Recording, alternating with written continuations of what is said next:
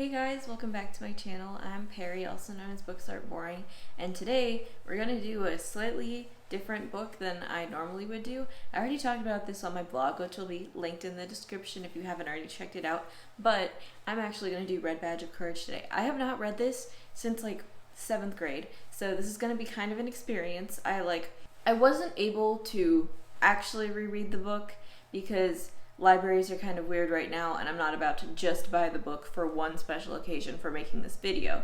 So what I did was look up a summary online. I'm just like you. That means that there's not going to be that much of a summary. I'm going to give like a really brief summary, probably briefer than what you're used to from my channel if you are a recurring member. If not, consider subscribing. But since I don't have a very clear grasp on the summary of the book, but I am well versed in like the metaphors and symbolism and stuff, we're just going to get into that for most of the video. So if you want a full and complete summary, either read the book or go to Spark Notes.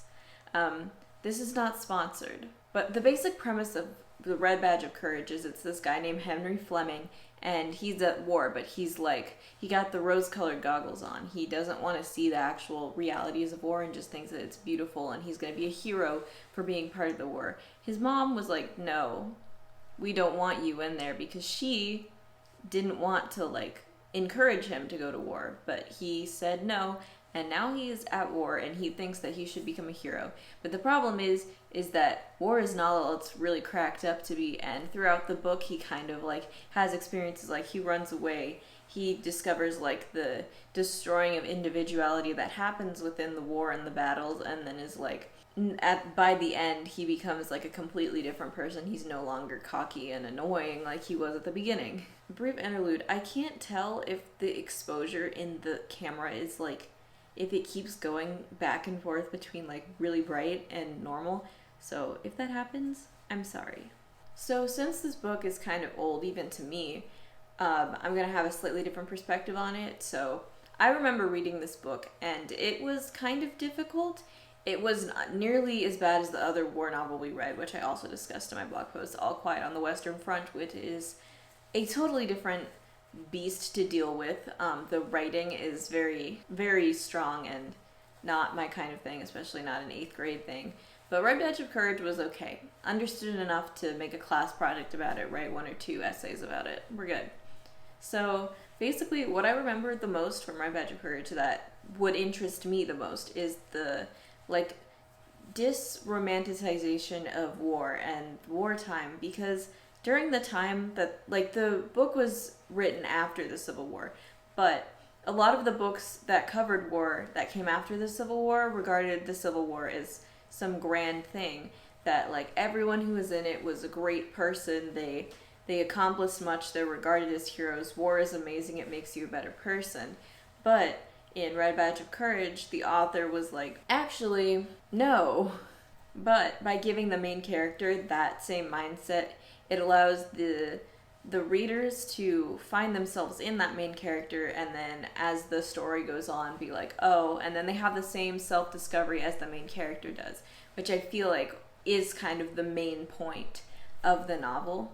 Even though Henry wants to be regarded as a hero, wants to get the fame and the glory that supposedly comes with war, when it comes to the actual concept of like a battle, he's kind of afraid of it, which also combats the romanticization of war, because he doesn't actually want to have to deal with the fighting and the shooting and all of that during the war. He just wants to be regarded as a good person. And then when he does do things that are good and his regiment holds him up for it, he's like, am I a fraud? Oh my god. So his egotistical side of wanting to be seen as a great war hero, and his self-conscious side of not wanting people to discover that he's actually not a coward, but he thinks of himself as a coward. So yeah, he doesn't want to be discovered as a coward. They kind of combine and make him into some weird person who's constantly like floating back and forth on certain topics and can never be sure if he wants to run away or if he wants to stay and retain the glory, because he always decides like, oh, if they lose, I'll do this, but if they win, I'll do this, because he thinks that the winning and losing is what makes him feel good or bad, when in reality the war is just kind of like bleh, you know? Like going into the individuality of the people in the war, he thinks that he's going to be heralded as the ultimate guy. And yes, he does get recognition along with some other dude in his regiment, but that's not really how war works. Not how the battles worked for him, because he ended up realizing that, oh, people actually just kind of become one on the battlefield. It's not really there's one war hero kind of thing. Going on to our next subject, which is kind of like the running away. He wants to justify his cowardice. So there's this one part where he throws an acorn at a squirrel. And this is really symbolic within the book. I can't exactly remember why. I do remember it actually being symbolic because one of our projects involved like making a Facebook page for the main character or something, and that was one of his occurrences, or like an Instagram, something social media. And it's basically supposed to be like he's justifying how every human creature wants to run away from danger. So when he runs away from danger, he's like, oh, look, this squirrel's doing it because of this acorn. So actually, I'm not in the wrong for deserting all of my battlefield mates, all of my regiment mates, teammates. Not exactly sure of the word here.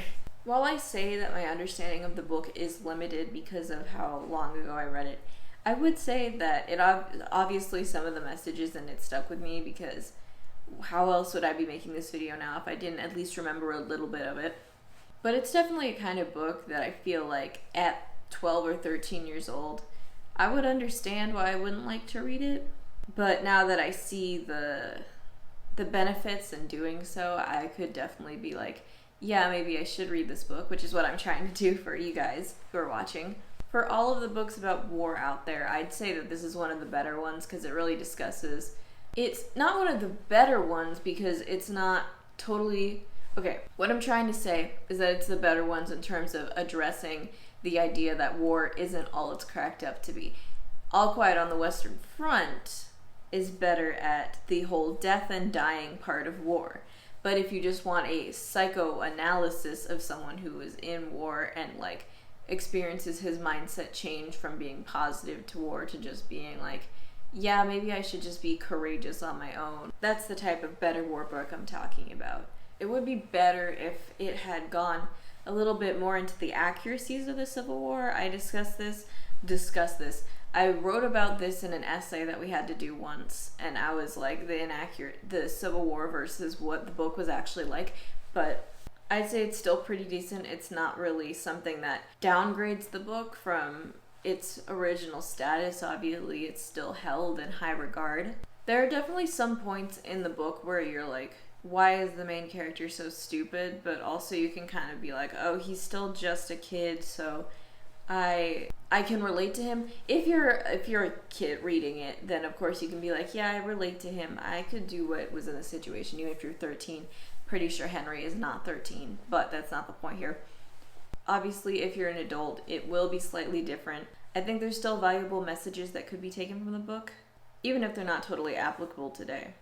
I mean, by now we all know that war shouldn't be romanticized, so it's more of a like discussion of the psyche than it is of a dismantling of the idea that war is this great thing, because we live in a totally different time period than the Civil War. But I still think it was pretty good. Nowhere near The Hunger Games, which we read. Which actually, I didn't know that The Hunger Games was like as good as it is, if that makes sense, because we read the first Hunger Games book, but we did have to read The Hunger Games for school, which you'd also know if you read my blog. Ooh. I think The Hunger Games is better on the side of like showing the corruption of the government and like war and all of that, and Red Badge of Courage is just about this one guy who thinks that war is amazing and he'll become a war hero, but he actually won't. But we're getting kind of off topic here, so I would like to wrap up this shorter video. I believe it's going to be shorter than my other ones, but that doesn't make it any less important.